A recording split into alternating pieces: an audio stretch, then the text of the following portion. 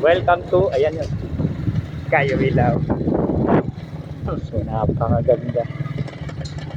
Ganito na siya ngayon. Ito yung update sa Cayo Wilao. Marami ditong staycation.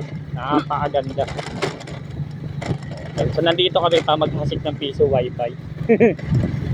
So konsyal yung kliyente namin. Pero hindi dito. Nadaanan lang namin Cayo Wilao. So napakaganda. So comment down below sa mga dumadaan na dito. Kami ay matagal na po dumadaan dito. So hindi ko na sure kung open kasi alam ko nawasak yung tulay dito.